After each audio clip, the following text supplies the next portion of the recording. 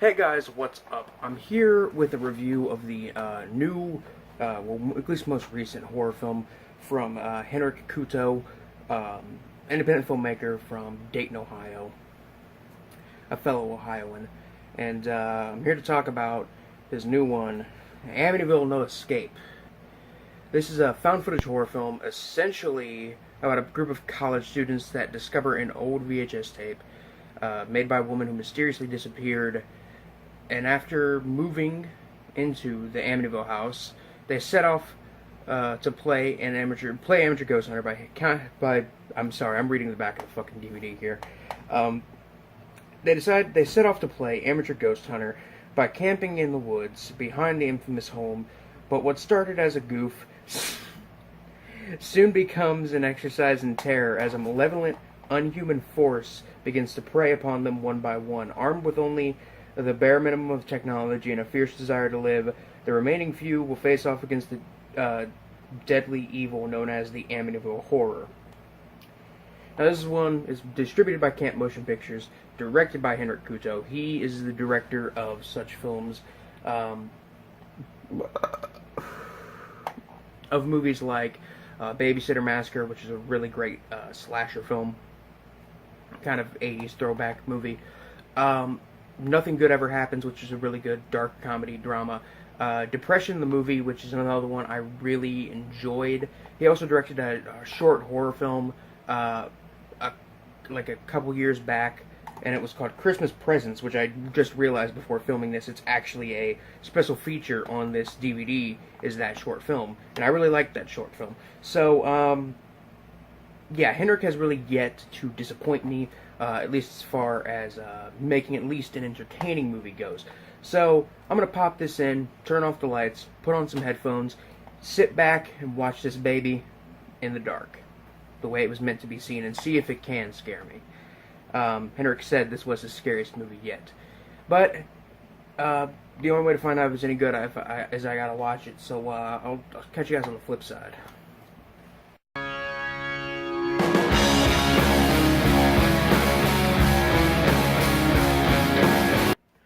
Okay, so starting right off, if you're not a fan of found footage films, even the really good ones like the Blair Witch Project is probably a very shining example. The first found footage film ever, which would be Cannibal Holocaust, or a fairly recent one that I thought was pretty good, which was Creep. You should stay away from this, because, as previously mentioned, this is a found footage film.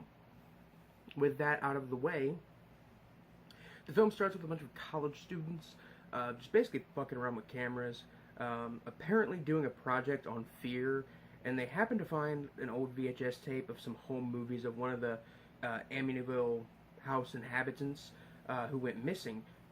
They watch the tape, and within the tape there's like a nice little callback to the original Amityville from the 70s.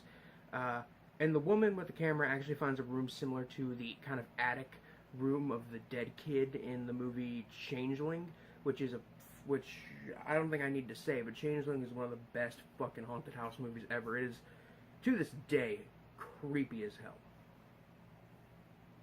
So, eventually we get back to the present, and again, there's college kids fucking around, skinny dipping. Not that I mind that, but they finally get on the road, they camp out, they get to the house, and spooky shit starts to happen. First and foremost, the acting in the film. The acting is decent overall. You can at least tell everybody had a blast making this movie, and that's just good. I mean, having fun with it is definitely where it counts when it comes to independent low budget filmmaking. The movie's written by, I don't want to mispronounce this, by Ira Gainsler, who wrote a segment in Henrik Kuto's anthology film Scare Waves, which I forgot to mention in the intro, but that was a really fun movie. Anyway, the dialogue between characters is pretty interesting and sometimes kind of funny. Other than that, the writing is alright. The characters are okay-ish. Honestly, in a found footage film, the characters don't have to be deep for the movie to be entertaining. They just have to be at least bearable. The pacing is pretty good. And because the film constantly cuts between the old home movie and the college kids in present day. Lighting, camera work, range from decent to bad, considering it's a found footage film. That's kind of to be expected of the film. I don't know why my nose is so itchy. What there's of effects look good. Visual effects look okay. I don't think there was many visual effects in this film. There might not have been any at all, but if there was, they look good, because I couldn't tell. Fuck. I will say this: if this film isn't great, I'll say that right now. I will say this about it. I'll say about this what I said about the Blair Witch movie from last year, which was just plainly Blair Witch. When I reviewed that movie, I said it's simple, stupid, it's definitely made for a mainstream audience, but it's just fun as hell. And I try not to let things like jump scares or kind of a slow-moving plot, or even a found footage style kind of hinder me enjoying a film. Unlike Blair Witch, this film isn't overflowing with jump scares, though. It actually tries to have tension, suspense, and atmosphere. It actually is all just one big build-up. There aren't that many creepy scenes until about the last 15 minutes, and then it is creepy all over the place. If you had fun with the Blair Witch, give this one a shot. If you hated the Blair Witch with a burning passion, I don't think this would be much for you. On the gore meter from 1 to 10, 1 makes it like Nosferatu, 10 makes it like Brain Dead. This film sits at probably like a 1, maybe 1.5. There's some blood here and there, but really nothing graphic at all. I'd say at least give this movie a shot. It's far from perfect, but I had fun with it, and I gotta say that it definitely is Henrik's scariest movie. But then again, out of his horror movies I've seen, I never really thought any of them were actually scary or creepy. Like I said, the last 15 minutes of this movie are legitimately creepy. At least I found them to be legitimately creepy.